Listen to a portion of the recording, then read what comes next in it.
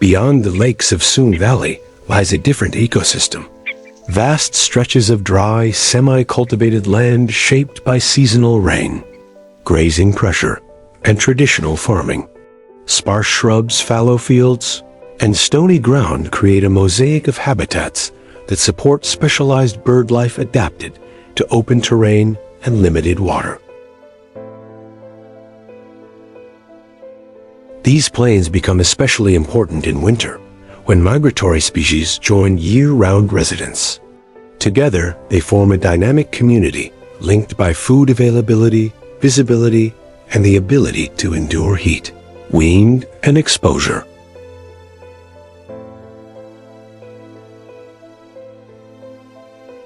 This film follows 5 species that define this landscape: the Eurasian Curlew, Isabelline Wheatear, Oriental Skylark, Isabelline Shrike, and long-billed Pipit.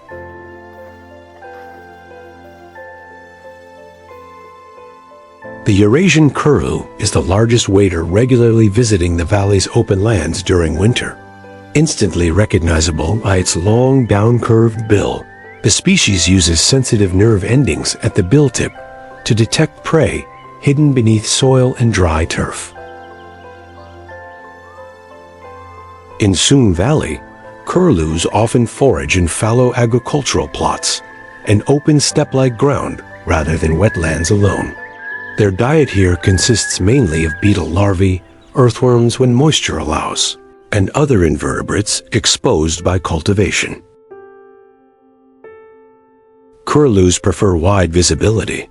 Their cautious feeding behavior, slow walking, probing, pausing, reduces predation risk in open country. During migration and wintering, they form loose groups, communicating through clear, fluted calls that carry long distances across the plains.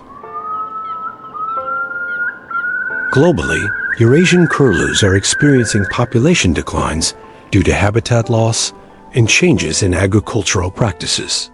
Wintering sites like Sung Valley remain essential for their annual survival cycle.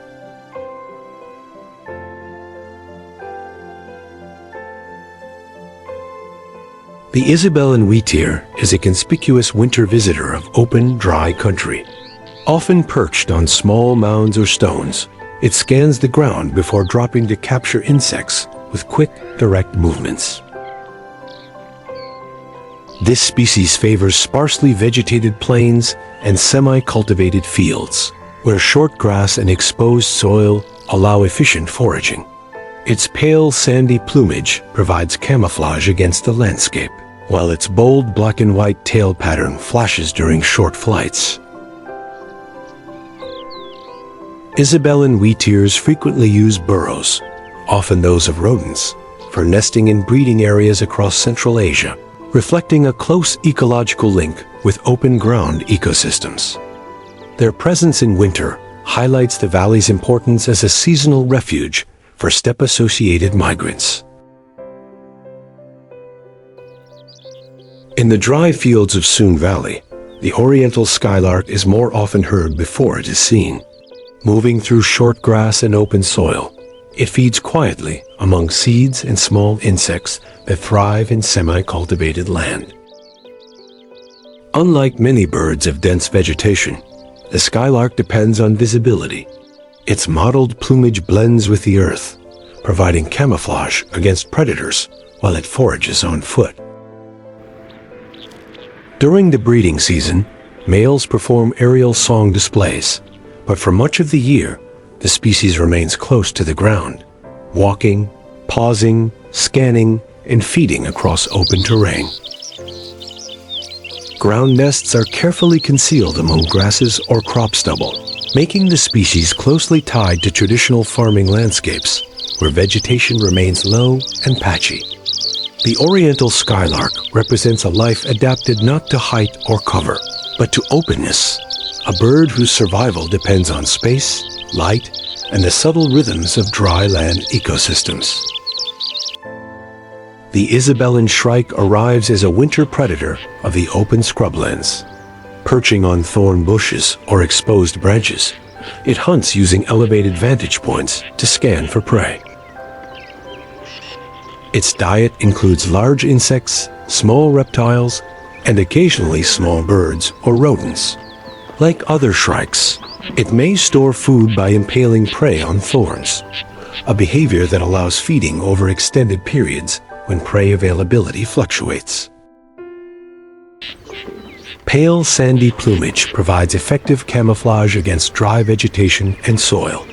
This coloration, combined with upright posture, makes the bird blend into its environment while remaining alert. Shrikes play an important ecological role as mesopredators, helping regulate insect populations in agricultural landscapes. Often overlooked due to its subtle appearance, the long-billed pipit is a resident specialist of rocky, open ground. It prefers gently sloping terrain with scattered grass and exposed soil. The elongated bill aids in probing for insects and larvae beneath the surface. Unlike flocking larks, pipits are typically solitary or seen in pairs, moving with measured steps across the ground. Their upright stance and tail movement serve as visual communication signals. When disturbed, they flush briefly and quickly return to the ground, maintaining a low profile in open terrain. The species depends on intact ground structure. Excessive plowing or dense vegetation can reduce suitable habitat. Together, these birds illustrate how dry, semi-cultivated land supports diverse feeding strategies: probing, seed gathering, aerial scanning, and ground walking. Seasonal migration and permanent residency overlap, creating a living system shaped by climate, farming practices, and vegetation patterns. The ecological health of these plains depends on balance, not abandonment, but sustainable use. Soon Valley's lakes may capture attention, but the surrounding dry lands sustain an equally important story, one of adaptation without abundance. Here, life persists through movement, vigilance, and specialization. From the haunting call of the curlew to the quiet steps of the pipit, these birds reveal the resilience of open landscapes. In the windswept plains of Soon Valley, biodiversity does not shout. It endures.